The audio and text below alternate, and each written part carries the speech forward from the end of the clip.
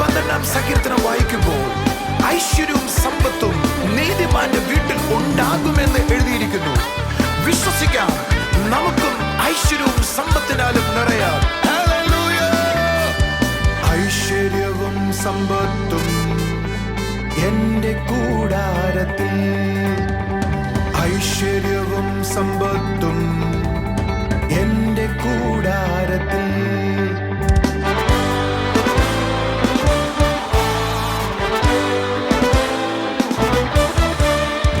ഐശ്വര്യവും സമ്പത്തും എന്റെ കൂടാരത്തിൽ, ഐശ്വര്യവും സമ്പത്തും എന്റെ കൂടാരത്തിൽ.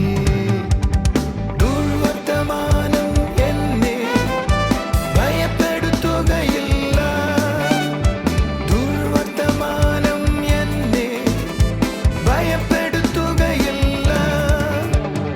എന്റെ ഹൃദയം യേശുവിലെന്നും ആശ്രയിച്ചുറച്ചിരിക്കും, എന്റെ ഹൃദയം യേശുവിലെന്നും ആശ്രയിച്ചുറച്ചിരിക്കും.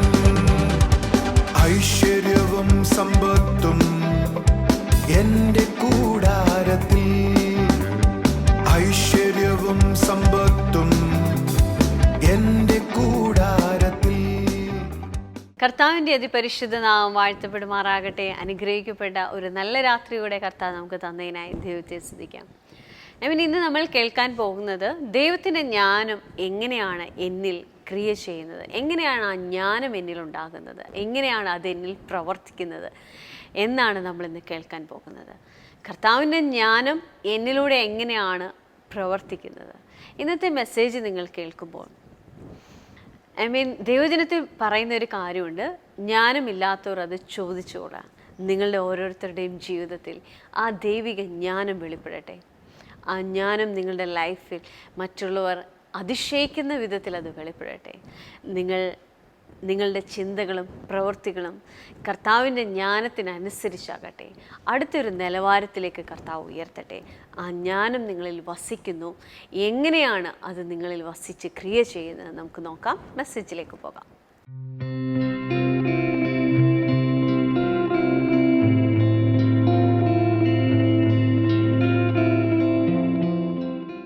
നമ്മൾ ഇന്ന് പ്രസംഗിക്കാൻ പോകുന്ന ചിന്തയ്ക്ക് ഞാൻ ഇട്ടിരിക്കുന്ന പേര്, എങ്ങനെയാണ് ദൈവത്തിൻ്റെ ജ്ഞാനം നിങ്ങളിൽ പ്രവർത്തിക്കുന്നത്.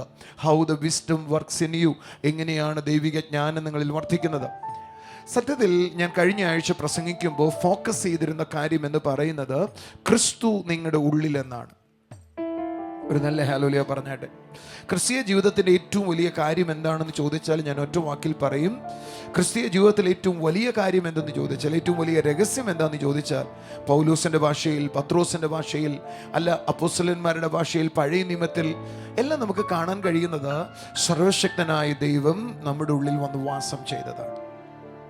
യേശുവിൽ വിശ്വസിക്കുമ്പോൾ നമ്മളിൽ സംഭവിച്ചത് ഏറ്റവും വലിയ കാര്യം എന്താണെന്ന് നിങ്ങൾ ചോദിച്ചാൽ ഒറ്റ വാക്കിൽ പറയാം, നിത്യത യാഥാർത്ഥ്യം.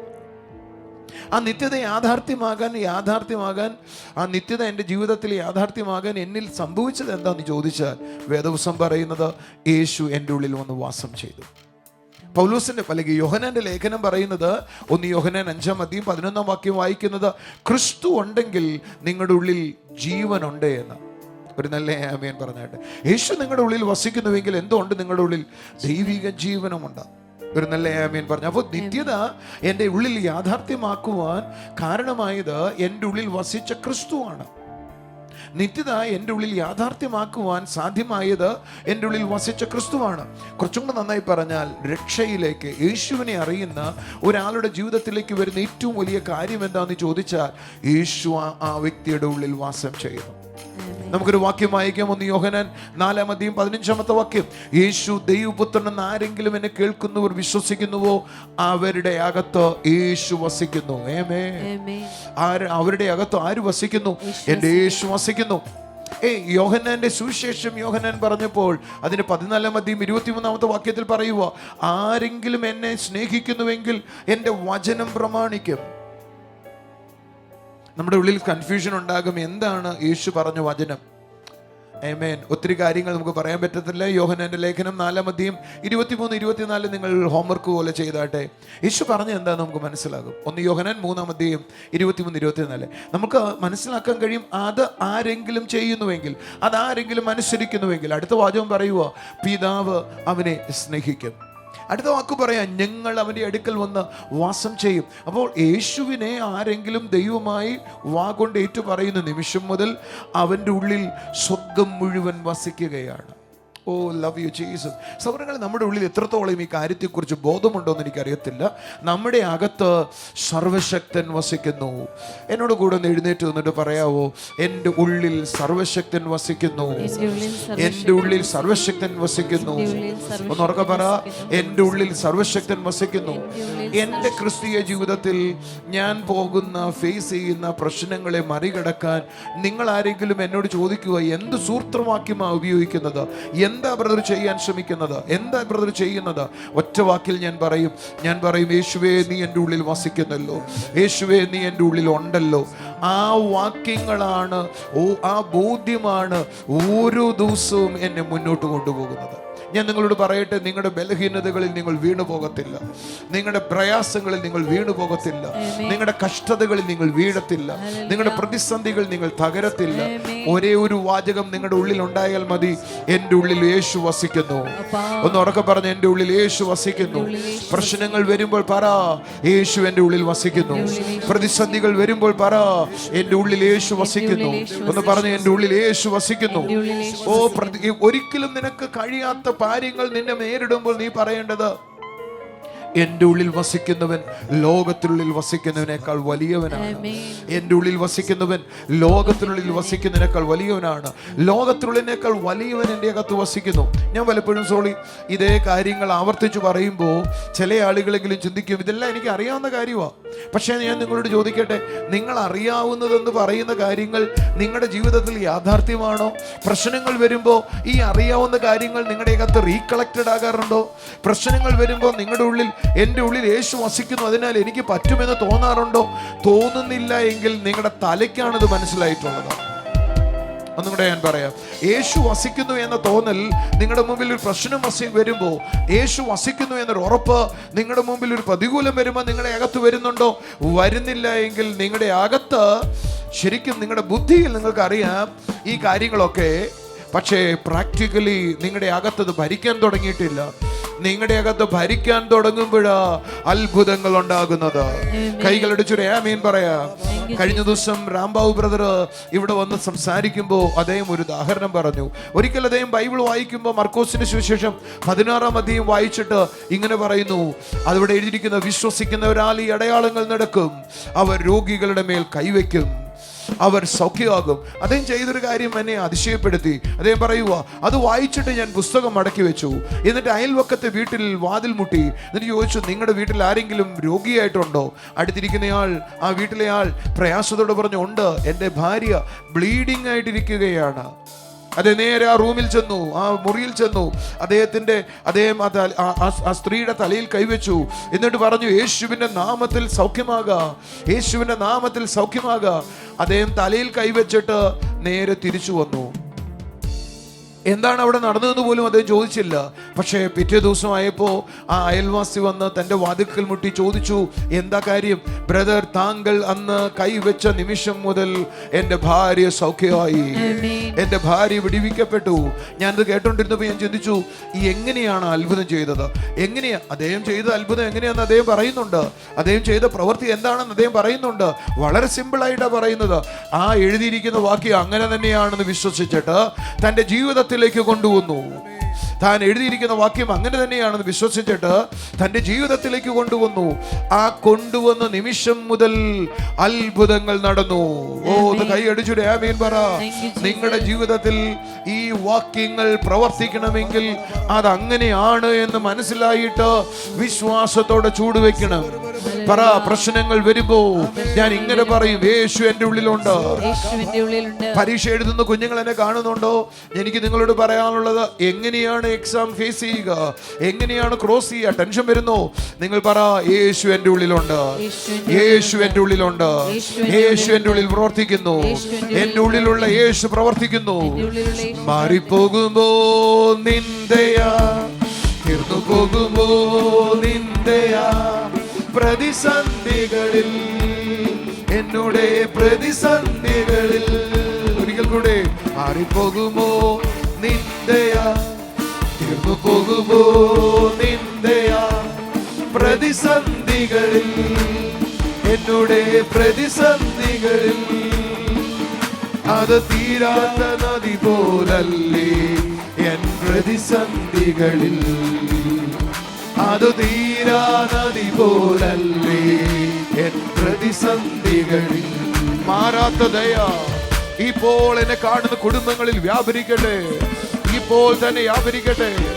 എങ്ങനെ മുന്നേറണമെന്ന് കഴിയാതിരിക്കുന്നവർ, എങ്ങനെ മുന്നോട്ട് പോകണമെന്ന് ചിന്തിക്കാതിരിക്കുന്നവർ, ഇപ്പോൾ പരിശുദ്ധാത്മാവിന്റെ ശക്തി അനുഭവിക്കട്ടെ, ഇപ്പോൾ അത് അനുഭവിക്കട്ടെ. എങ്ങനെ ഞാൻ മറികടക്കുമെന്ന് ചിന്തിക്കുന്നവർ, പരിശുദ്ധാത്മാവിന്റെ ശക്തി അനുഭവിക്കട്ടെ. എന്നാൽ കഴിഞ്ഞ ആഴ്ച നമ്മൾ ആ വസിക്കുന്നു എന്ന ബോധ്യത്തിൽ നിന്ന് ഒരു പടി കൂടെ കയറി ചിന്തിക്കാൻ തുടങ്ങി. നമുക്ക് ആ വാക്യത്തിലേക്ക് ഒന്ന് വരാം. 1 കൊരിന്ത്യർ 1-ാം ഇരിക്കാം. നമുക്ക് 1-ാം 30 നിങ്ങളോ അവനാൽ ക്രിസ്തുയേശുവിൽ ഇരിക്കുന്നു. ബൈബിൾ പറയുക, ഞാൻ ക്രിസ്തുവിൽ വസിക്കുന്നു, ക്രിസ്തു എന്നിൽ വസിക്കുന്നു. എന്നിട്ട് പറയുക പൗലോസ്, അവൻ നമുക്ക് ദൈവത്തിങ്കിൽ നിന്നുള്ള ജ്ഞാനമാണ്. അപ്പോൾ സഹോദരങ്ങളെ, ക്രിസ്തു എൻ്റെ ഉള്ളിൽ വസിക്കുമ്പോൾ ഞാൻ പറഞ്ഞു, എൻ്റെ പ്രശ്നങ്ങളെ ഫേസ് ചെയ്യുവാൻ എനിക്ക് കഴിയും, ലോകത്തെ ഫേസ് ചെയ്യാൻ എനിക്ക് കഴിയും, പ്രശ്നങ്ങളെ മറികടക്കാൻ എനിക്ക് കഴിയും. കാരണം എന്നിലുള്ളവൻ ലോകത്തുള്ളതിനേക്കാൾ വലിയനാണ്, എൻ്റെ ഉള്ളിലുള്ള ലോകത്തിനേക്കാൾ ബലശാലിയാണ്. It is possible. എന്നാൽ ഇവിടെ പൗലോസ് പറയുന്നത് അങ്ങനെയല്ല കേട്ടോ. പൗലോസ് പറയുന്നത് ഇവിടെ, നിങ്ങളോ അവനാൽ ക്രിസ്തുയേശുവിൽ ഇരിക്കുന്നു, അവൻ ദൈവത്തിങ്കൽ നിന്നുള്ള ജ്ഞാനമാണ്. അപ്പൊ ക്രിസ്തു നമ്മുടെ ഉള്ളിൽ വസിക്കുമ്പോ നമുക്ക് ഈ ലോകത്തിന്റെ ജ്ഞാനമല്ല, ദൈവത്തിന്റെ ജ്ഞാനം തന്നെ ക്രിസ്തുവിലൂടെ എനിക്ക് ലഭ്യമായിരിക്കുകയാണ്. ഭയങ്കര കാര്യമാണ്. ഞാനിത് പൂർണ്ണമായി ഇന്ന് തൊടത്തില്ല, അടുത്ത ആഴ്ചയെ തൊടത്തുള്ളൂ. ഞാൻ അവിടെ നിന്ന് ചിന്തിക്കാൻ തുടങ്ങിയ, കർത്താവേ, ദൈവത്തിൻ്റെ ജ്ഞാനം ക്രിസ്തു എൻ്റെ ഉള്ളിൽ വസിക്കുന്നതിനാൽ എനിക്ക് ലഭ്യമാണെന്ന്. ഓ, ആ വാചകം ഒന്ന് പറഞ്ഞേ. ദൈവത്തിന്റെ ജ്ഞാനം എഴുത്തരണേടാ. ദൈവത്തിന്റെ ജ്ഞാനം ക്രിസ്തു എൻ്റെ ഉള്ളിൽ വസിക്കുന്നതിനാൽ എനിക്ക് ലഭ്യമാണ് എന്ന് പറഞ്ഞു സോളി. ദൈവത്തിന്റെ ജ്ഞാനം ക്രിസ്തു എൻ്റെ ഉള്ളിൽ വസിക്കുന്നതിനാൽ ഇതൊരു ഭയങ്കര കാര്യമാണ്. ദൈവത്തിന്റെ ജ്ഞാനം അന്വേഷിച്ചൊരു ജ്ഞാനം നിങ്ങൾ എവിടെയും പോകണ്ട. ദൈവത്തിന്റെ ജ്ഞാനം ക്രിസ്തു എന്നിൽ വസിക്കുന്നത് കൊണ്ട് എനിക്ക് എന്ത് ചെയ്യാൻ പറ്റും? എൻ്റെ ഉള്ളിൽ അത് ലഭ്യമാണ്. പക്ഷേ ഞാൻ ചിന്തിച്ചു, കർത്താവേ, ദൈവത്തിൻ്റെ ജ്ഞാനം ക്രിസ്തു എൻ്റെ ഉള്ളിൽ വസിക്കുന്നത് കൊണ്ട് എനിക്ക് ലഭിച്ചിരിക്കുക, അല്ലെങ്കിൽ എനിക്കത് ലഭ്യമായിരിക്കുക. പക്ഷേ എനിക്ക് പലപ്പോഴും അബദ്ധങ്ങൾ വരുന്നതും എനിക്ക് വരുന്ന വീഴ്ചകളെല്ലാം ഒന്ന് സ്വയം തിരിഞ്ഞു നോക്കിയാൽ ജ്ഞാനമില്ലാത്തത് കൊണ്ടാണ് വന്നേ, അറിവില്ലാത്തത് കൊണ്ടാണ് വന്നേ. കർത്താവ് എൻ്റെ ഉള്ളിൽ വസിച്ച് ദൈവത്തിൻ്റെ ജ്ഞാനം എനിക്ക് ലഭ്യമാണ് എങ്കിൽ എനിക്കെങ്ങനെയത് എനിക്ക് എനിക്കെന്തുകൊണ്ടാണ് ഇങ്ങനെ സംഭവിക്കുന്നത്? ഒന്ന് കർത്താവിനോട് പറഞ്ഞു. ഒന്ന് ശ്രദ്ധിച്ചേ, ദൈവദിനത്തിൽ നിന്ന് എനിക്ക് മനസ്സിലായത് ഏറ്റവും ആദ്യത്തെ കാര്യം, ദൈവത്തിൻ്റെ ജ്ഞാനം എന്നിൽ ലഭ്യമാണ് എന്ന ആ ശരിയായ ഉറപ്പ് നമ്മുടെ അകത്തില്ല. ദൈവത്തിൻ്റെ ജ്ഞാനം നമ്മുടെ അകത്ത് ലഭ്യമാണ് എന്ന ഉറപ്പ് നമ്മുടെ അകത്തില്ല. നമ്മളൊരു പ്രശ്നത്തിൽ വരുമ്പോൾ, ആ പ്രശ്നത്തെ നേരിടുമ്പോൾ, നമ്മൾ ആ പ്രശ്നത്തെ ഫേസ് ചെയ്യുമ്പോൾ എങ്ങനെയാണത് സോൾവ് ചെയ്യുന്നതെന്ന് ബുദ്ധി കൊണ്ടാണ് ആലോചിക്കുന്നത്. ഒരു നല്ല ആമേൻ പറയാവോ? ഇപ്പോൾ കഴിഞ്ഞ ദിവസങ്ങളിൽ ചർച്ചിലെ കുറച്ച് ഫിനാൻഷ്യലായ ബുദ്ധിമുട്ടിൽ കൂടെ പോകുന്ന സാഹചര്യം ഉണ്ടായി. അപ്പം ഞാൻ ചർച്ചിലെ സഹോദരന്മാരോട് സംസാരിച്ചു. സഹോദരന്മാർ എന്നോടൊരു സൊല്യൂഷൻ പറഞ്ഞു. ഓരോ ചർച്ചിലെ പാസ്റ്റേഴ്സിൻ്റെ സാലറി ആ ചർച്ചിൽ നിന്ന് തന്നെ കണ്ടെത്തണം. എനിക്കത് നല്ലതായിട്ട് തോന്നി, നല്ല ആശയമായിട്ട് തോന്നി. പക്ഷെ 2 ആഴ്ച 3 ആഴ്ച 4 ആഴ്ച ഞാനത് ചിന്തിച്ചിട്ടും എവിടെയോ ഒരു കംഫർട്ട്ലെസ് ഉണ്ട് എനിക്ക്. കാരണം ബുദ്ധിയിൽ നിന്ന് ഉരുവായ കാര്യവാദ. Are you listening to me? ദൈവസഭ എന്ന് പറയുന്നത് നമ്മുടെ ബുദ്ധിക്ക് അനുസൃതമായി പോകേണ്ടതല്ല, പകരം അവൻ്റെ കൃപയ്ക്ക് അനുസൃതമായി പോകേണ്ടത്. നിങ്ങൾ എൻ്റെ കൂടെ ഉണ്ടോ? ഞാൻ ആ കാര്യത്തെ ഒന്ന് സ്ലോ ഡൗൺ ചെയ്തു വെച്ചു. അത് ആ ദിവസം മുതൽ പ്രാക്ടിക്കലാക്കാൻ ശ്രമിച്ചില്ല. കാരണം എൻ്റെ ബുദ്ധിയിൽ നിന്ന് സഭയെ പണിയാൻ പറ്റത്തില്ല. എൻ്റെ ചിന്തയിൽ നിന്ന്, എൻ്റെ ആശയത്തിൽ നിന്ന് അല്ല അതിനെ പണിയേണ്ടത്. അത് തെറ്റൊന്നുമല്ല, നല്ല ചിന്തകൾ നമ്മുടെ ജീവിതത്തിലേക്ക് കൊണ്ടുവരുന്നത്. പക്ഷേ എനിക്ക് മനസ്സിലായി ഞാൻ ചെയ്യേണ്ടത് അങ്ങനെയല്ല. പൗലോസിന്റെ ഭാഷയിൽ ഞാനൊരു വാചകം പറയാം. കൊരിന്തി ലേഖനം എഴുതുമ്പോൾ പൗലോസ് പറയുക, നിങ്ങളുടെ ഇടയിൽ ഒരു തർക്കമുണ്ടായപ്പോൾ അത് പുറത്തു നിന്നുള്ള ആളുകളെ കൊണ്ട് ആ പ്രശ്നം സോൾവ് ചെയ്യാൻ തക്കവണ്ണം ഇടയായത് എന്താ? നിങ്ങളുടെ ഇടയിൽ ഒരു ജ്ഞാനിയും ഇല്ലെന്നുണ്ടോ? പൗലോസ് പറയുക, പുറത്തുനിന്നുള്ള ഒരാളെ വിളിച്ചിട്ടല്ല സഭയ്ക്കകത്തുള്ള പ്രശ്നം സോൾവ് ചെയ്യുന്നത്. ഞാൻ ചർച്ചിലെ വിശ്വാസികളിൽ കണ്ടിട്ടുണ്ട്, അവരുടെ ഇടയിൽ ഒരു പ്രശ്നം ഉണ്ടായപ്പോൾ അവർ ആദ്യം ചെന്നത് പോലീസ് സ്റ്റേഷനിലാണ്. ഭാര്യയും ഭർത്താവും വഴക്കുണ്ടായി. ആ വഴക്കുണ്ടായപ്പോൾ പാസ്റ്ററെയല്ല വിളിച്ചത്, അച്ഛനെയല്ല വിളിച്ചത്, നേരെ അവർ വിളിച്ചത് ആരെയാണെന്നറിയോ? പോലീസ് സ്റ്റേഷനിലേക്കാണ് പോയെ. കേസ് കൊടുക്കുക, വക്കീലിനെ കാണുകയാ. അവർ സൊല്യൂഷൻ സഭയ്ക്കകത്തല്ല കാണുന്നത്, സൊല്യൂഷൻ കർത്താവിലല്ല കാണുന്നത്. പക്ഷേ അവർ പറയുന്നതും ഞാൻ വിശ്വാസിയാണെന്നാണ്, ഞാൻ കർത്താവിൻ്റെ മകളാണെന്ന്, കർത്താവിൻ്റെ മകനാണെന്ന്. അവർ സൊല്യൂഷൻ കാണുന്നത് വേറെ വേറെ വീഴത്തില്ല. കാരണം എൻ്റെ സൊല്യൂഷൻ ക്രിസ്തുവാണെന്നോ സഭയാണെന്നോ നമ്മുടെ അകത്തില്ല. പൗലോസ് പറഞ്ഞൊരു വാചകം എന്നെ ചിന്തിപ്പിച്ചു. നിങ്ങൾക്കറിയാമോ, ദൂതന്മാരെ പോലും നിങ്ങൾ കുറ്റം വിധിക്കുന്നവരാണ്. ദൂതന്മാരെ ന്യായം വിധിക്കേണ്ടത് നിങ്ങളാണ്. എന്നിട്ട് നിങ്ങൾ ഇങ്ങനെയാണോ ചെയ്യുന്നത്?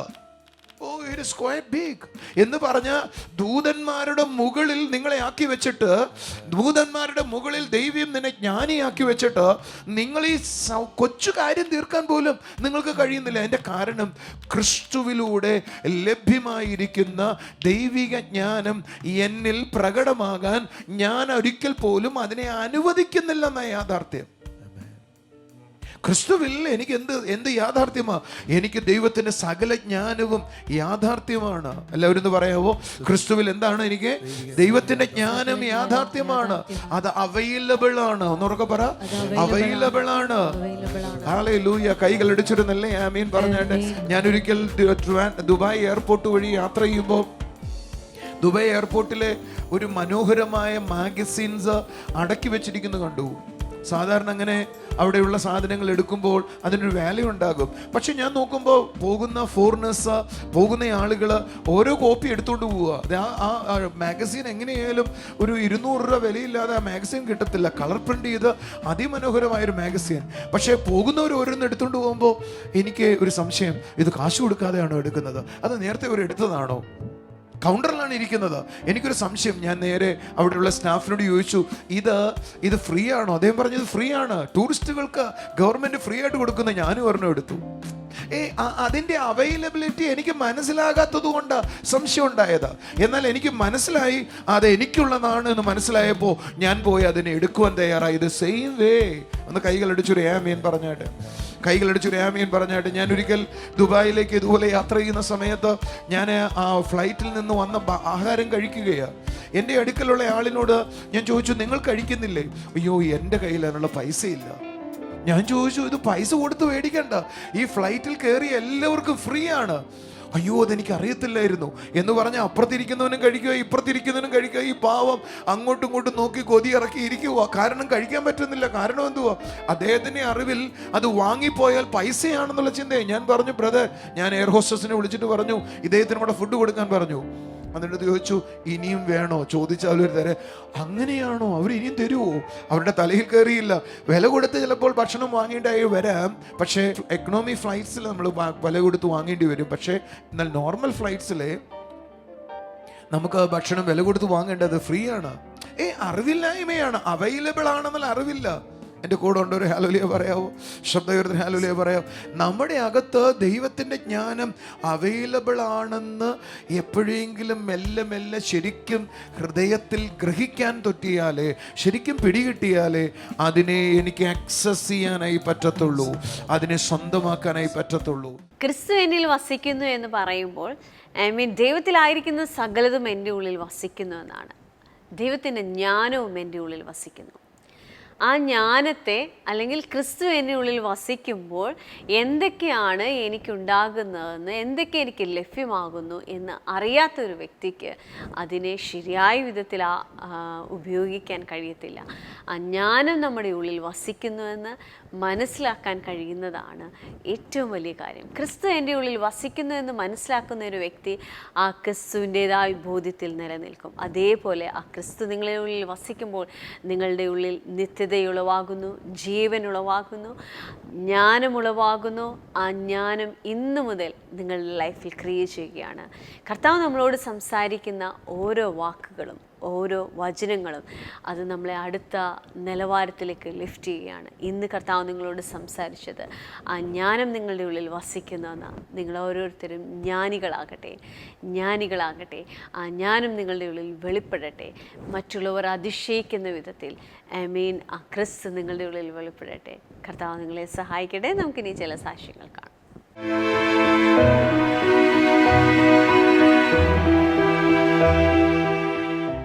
ബ്രദർ, ഈ അമ്മയുടെ പേര് സത്യഭാമ. ആനേറ എന്ന് പറയുന്ന സ്ഥലത്തു നിന്നാണ് അമ്മ വരുന്നത്. ആനയുള്ള അറയാണ്. ഓക്കെ, പറഞ്ഞേട്ടെ. കർത്താവ് നൽകിയ ഒത്തിരി സാക്ഷ്യങ്ങളുമായിട്ടാണ് അമ്മ നമ്മുടെ മുൻപിലായിരിക്കുന്നത്. കഴിഞ്ഞ 2 വർഷത്തോളമായിട്ട് അമ്മയ്ക്ക് നടുവേദനയായിരുന്നു. നടുവേദന കാരണം ഒത്തിരി സമയം നിൽക്കാൻ പറ്റത്തില്ല, കുനിയാൻ പറ്റത്തില്ല, ഒത്തിരി വിഷമത്തിലായിരുന്നു. എന്നാൽ അമ്മ പറയുന്നത് 2 ആഴ്ച മുൻപ് വന്ന് പ്രാർത്ഥിച്ചു, കർത്താവ് പൂർണ്ണമായൊരു സൗഖ്യം നൽകിയെന്നാണ് സാക്ഷ്യപ്പെടുന്നത്. അതിനോടൊപ്പം തന്നെ കിഡ്നി സ്റ്റോൺ ഉണ്ടായിരുന്നു. 4 വർഷത്തോളമായി മെഡിസിൻ എടുത്തിട്ടും യാതൊരു മാറ്റവും ഉണ്ടായില്ല. അതും കർത്താവ് പൂർണ്ണ സൗഖ്യം നൽകി. കിഡ്നി സ്റ്റോൺ പോയോ? പോയായിരുന്നു. ഒന്ന് കൈയടിച്ച് കർത്താവിനെ സ്തുതിച്ചേ. ആമേൻ. അതുപോലെ അമ്മയ്ക്ക് ഷോൾഡർ പെയിൻ ഉണ്ടായിരുന്നു. കൈ ഉയർത്താനും കഴുത്ത് തിരിക്കാനും ഒക്കെ ബുദ്ധിമുട്ടായിരുന്നു. കർത്താവ് അത് സൗഖ്യം നൽകി. അതിനോടൊപ്പം തന്നെ തിമിരത്തിന്റെ പ്രയാസം ഉണ്ടായിരുന്നു. കണ്ണിന് കാഴ്ചക്കുറവുണ്ടായിരുന്നു. അമ്മ പറയുന്നത് ഇപ്പോൾ ആ പ്രയാസം മാറിപ്പോയി എന്നാണ് സാക്ഷ്യപ്പെടുത്തുന്നത്. തിമിരം പോയോ? പോയായിരുന്നു. തീർച്ചയായിട്ടും. ഏത് കണ്ണിനായിരുന്നു തിമിരം ഉണ്ടായിരുന്നു? വലത്തെ കണ്ണിന് തിമിരം ഉണ്ടായിരുന്നു. തിമിരം മാറി എന്നാ പറയുന്നത്. കൈ അടിച്ചിട്ട് ആമേൻ പറയാം. സന്തോഷത്തോടെ പറയാം. ബ്രദർ, ഈ മകളുടെ പേര് ധന്യ, പൂജപ്പുരയിൽ നിന്നാണ് വരുന്നത്. ബ്രദർ, ഈ മകൾ OET എക്സാം ജൂലൈയിൽ എഴുതിയിട്ടുണ്ടായിരുന്നു. മകൾ പറയുന്നത് ഒത്തിരി ടഫായിരുന്നു, കിട്ടുമെന്നുള്ള ഒരു പ്രതീക്ഷയും ഇല്ലായിരുന്നു. എന്നാൽ ബ്രദറിനെ കണ്ടു പ്രാർത്ഥിച്ചു. ഈ മോള് പറയുന്നത് ഈ മകളോടൊപ്പം പഠിച്ചിരുന്ന 24 പേർ ആ എക്സാം എഴുതിയിരുന്നു. 5 പേർക്ക് ആ എക്സാമിൽ പാസ്സായി. അതിലൊന്ന് ധന്യയാണെന്നാണ് സാക്ഷ്യപ്പെടുത്തുന്നത്. ഞാൻ ഇവള് കഴിഞ്ഞ ദിവസം എൻ്റെ അടുക്ക വന്നപ്പോൾ ഞാൻ എന്നോട് കർത്താവ് പറയുമോ, UK കാരിയാ അവളൊന്ന്. അപ്പോൾ എന്നോട് പറയുമോ, ഈ മോളെ അയർലൻഡിലെ ടെസ്റ്റാണ് ഞാൻ പാസ്സായിട്ടുള്ളതെന്ന്. നിങ്ങളെന്താ കൈ അടിക്കാതെ ഒരു ആമേൻ പറയാത്തെ? Thank you. സന്തോഷമായിരിക്കും. ദൈവം ചെയ്താന്ന് തോന്നുന്നു. Okay, thank you very much. സന്തോഷത്തോടെ പോയിട്ട് ഒരു സാക്ഷ്യം കൂടിയുണ്ട്. ഈ അമ്മയ്ക്ക് ലഭിച്ച ഒരു അത്ഭുത സാക്ഷ്യമാണ്. ഈ അമ്മയുടെ അമ്മ തിരുനെൽവേലിയിലാണ് താമസിക്കുന്നത്. വയ്യായ്ക കാരണം ട്രിവാൻഡ്രത്തേക്ക് കൊണ്ടുവന്ന സമയത്ത് പെട്ടെന്ന് ശ്വാസം മുട്ടലുണ്ടായി. ഹോസ്പിറ്റലിലേക്ക് കൊണ്ടുപോയപ്പോൾ ഡോക്ടേഴ്സ് പറഞ്ഞത് അറ്റാക്കാണ്. 24 മണിക്കൂർ കഴിയുമ്പോഴത്തേക്കും ഈ അമ്മ പിന്നെ ഇവിടെ ഉണ്ടാകത്തില്ല. അങ്ങനെ ഒരു അവസ്ഥയിലൂടെയാണ് അമ്മ കടന്നു പോകുന്നതെന്ന് പറഞ്ഞു. എന്നാൽ ആ സമയം നമ്മുടെ ചർച്ചിലേക്ക് വിളിച്ചു പ്രാർത്ഥിച്ചു. അന്ന് തന്നെ കർത്താവ് പൂർണ്ണമായി സൗഖ്യമാക്കി. ചേർന്ന് കൈയടിക്കാം, ആമേൻ പറയാം. TV പ്രേക്ഷക സംഗമം എറണാകുളത്ത് ഏപ്രിൽ 17 ബുധനാഴ്ച രാവിലെ 10:30 മുതൽ. സ്ഥലം ടൗൺ ഹാൾ, നോർത്ത് റെയിൽവേ സ്റ്റേഷന് സമീപം. TV പ്രേക്ഷക സംഗമം ഏപ്രിൽ 18 വ്യാഴാഴ്ച രാവിലെ 10:30 മുതൽ. സ്ഥലം മൂത്തി മഹൽ കല്യാണ മണ്ഡപം, KSRTC ബസ് സ്റ്റാൻഡിന് സമീപം, Shoranur road, Noorani. Miracle Sunday കൊല്ലത്ത് ഏപ്രിൽ 21 രാവിലെ 8 മണി മുതൽ. സ്ഥലം Sopanam auditorium. Miracle Sunday അഞ്ചലിൽ April 28 രാവിലെ 8:30 മുതൽ. സ്ഥലം Jesus world worship centre, Anchal. Healing and deliverance camp Thiruvananthapuram May 1, 2 തീയതികളിൽ ബ്രദർ ജോൺ താരു ശുശ്രൂഷകൾക്ക് നേതൃത്വം നൽകുന്നു. സ്ഥലം കോട്ടയ്ക്കാട്ട് കൺവെൻഷൻ സെന്റർ, നവജീവൻ സ്കൂളിന് എതിർവശം, നാലാഞ്ചിറ. അനുഗ്രഹിക്കപ്പെട്ട കർത്താവിൻ്റെ അത്ഭുതങ്ങൾക്കായി, പ്രവൃത്തികൾക്കായി നന്ദി പറയുന്നു. കർത്താവിൻ്റെ സുവിശേഷ പ്രഘോഷണ കാലത്തെക്കുറിച്ച് പറയുന്ന ഓരോ രാത്രിയും ഓരോ പകലും തൻ്റെ അടുക്കൽ വന്ന സകല രോഗികളെയും സൗഖ്യമാക്കിക്കൊണ്ടേയിരുന്നു. അവരോട് ദൈവരാജ്യത്തെക്കുറിച്ച് സുവിശേഷിച്ചു കൊണ്ടേയിരുന്നു. തൻ്റെ അടുക്കൽ വന്ന സകലരെയും അവൻ സൗഖ്യമാക്കി. ആരൊക്കെ കർത്താവിൻ്റെ അടുക്കലായിരിക്കുന്നുവോ അവരെല്ലാം കർത്താവ് സൗഖ്യമാക്കുന്നു. നിങ്ങളൊരു അത്ഭുതം അനുഭവിക്കുമ്പോൾ അവൻ നിങ്ങളുടെ സമീപമുണ്ട് എന്നാണ് കർത്താവ് നിങ്ങളോട് പറയുന്നത്. ആ സൗഖ്യത്തിലും അത്ഭുതങ്ങളിലും ഓരോ ദിവസവും ജീവിച്ചാട്ടെ. കർത്താവ് നിങ്ങളെ ധാരാളമായി അനുഗ്രഹിക്കട്ടെ. നമുക്ക് ഒരുമിച്ച് പ്രാർത്ഥിക്കാം. രോഗികളായിരിക്കുന്നവർ, പ്രയാസത്തോടായിരിക്കുന്നവർ, ഭാരത്തോടായിരിക്കുന്നവർ ഒരു നിമിഷം അത് കർത്താവിൻ്റെ കരങ്ങളിൽ ഏൽപ്പിച്ചാട്ടെ. അവൻ നിങ്ങളുടെ സമീപമുണ്ട്. അവൻ നിങ്ങളോട് ചേർന്നായിരിക്കുന്നു. അവൻ നിൻ്റെ ഉള്ളിൽ വസിക്കുന്നു. അതാണ് ഇന്ന് കർത്താവ് നമ്മളോട് സംസാരിച്ചത്. ആ ഉള്ളിൽ വസിക്കുന്ന കർത്താവ് നിങ്ങളായിരിക്കുന്ന സകലത്തിൽ നിന്നും നിങ്ങളെ പുറത്ത് കൊണ്ടുവരാൻ ശക്തനാണ്. അപ്പോൾ ഞങ്ങളെ കാണുന്ന ഓരോ കുടുംബങ്ങളെയും അവിടുത്തെ കരങ്ങളിൽ ഏൽപ്പിക്കുന്നു കർത്താവേ. ഇവരായിരിക്കുന്ന സകല രോഗത്തിൽ നിന്നും വേദനയിൽ നിന്നും കർത്താവേ ഇന്ന് പകൽക്കാലം പൂർണ്ണമായൊരു വിടുതലിലേക്ക് വരട്ടെ. അപ്പോൾ നിൻ്റെ കൃപ ചലിക്കുന്നതിനായി നന്ദി പറയുന്നു കർത്താവ്. ഇവരെല്ലാവരും ദൈവിക അത്ഭുതങ്ങൾ അനുഭവിക്കട്ടെ. ഇവരെല്ലാവരും ദൈവിക അത്ഭുതം അനുഭവിക്കട്ടെ. എല്ലാവരും അത്ഭുതം അനുഭവിക്കട്ടെ. അപ്പം കർത്താവേ ഒരു ഒത്തിരി വണ്ണമില്ല, എന്നാൽ വണ്ണമുള്ള ഒരു ചേച്ചി, ആ ചേച്ചിയുടെ തോളും പുറവും വേദനയാൽ ഭാരത്തോടായിരിക്കുകയാണ്. പലതും ചെയ്തു, പക്ഷേ ഒരു മാറ്റവുമില്ല. ആ സിസ്റ്റർ ഇന്ന് കർത്താവ് സൗഖ്യമാക്കിയാണ്. ഇരുനിറത്തിൽ താഴെയുള്ളൊരു സിസ്റ്ററാണ്. കർത്താവിൻ്റെ കരം ആ സിസ്റ്ററിന് മേലുണ്ട്. യേശുവേ നിൻ്റെ പ്രവൃത്തിക്കായി നന്ദി പറയുന്നു. ഇപ്പോൾ തന്നെ ആ സൗഖ്യത്തിലേക്ക് വരട്ടെ അപ്പാ. ദൈവിക വിടുതലിലേക്ക് വരട്ടെ അപ്പാ. ആ സൗഖ്യത്തിലേക്ക് വരട്ടെ അപ്പാ. അപ്പോൾ അവിടുന്ന് ചെയ്യുന്ന കൃപയ്ക്കായി നന്ദി പറയുന്നു അപ്പാ. Thank you Jesus, thank you Jesus. അതേപോലെ തന്നെ സ്കൂട്ടർ ഓടിച്ചിട്ട് അതിൽ നിന്ന് ആക്സിഡൻ്റ് ഉണ്ടായതിനെ തുടർന്ന് ഒരു കാലിന് ഹിപ്പ് മുതൽ താഴോട്ട് പ്രയാസത്തോടെ ആയിരിക്കുന്ന ഒരു വ്യക്തി ഇന്ന് ആ വേദന സൗഖ്യമാകുകയാണ് യേശുവിൻ്റെ നാമത്തിൽ. ആ കാലുകളിലുണ്ടായ ബലഹീനത ഇന്ന് മാറിപ്പോവുകയാണ്. കർത്താവെ അവിടുന്ന് കൊടുക്കുന്ന സൗഖ്യത്തിനായി നന്ദിയപ്പാ. യേശുവെ അവിടുന്ന് കൊടുക്കുന്ന വിടുതലിനായി നന്ദിയപ്പാ. Thank you Jesus.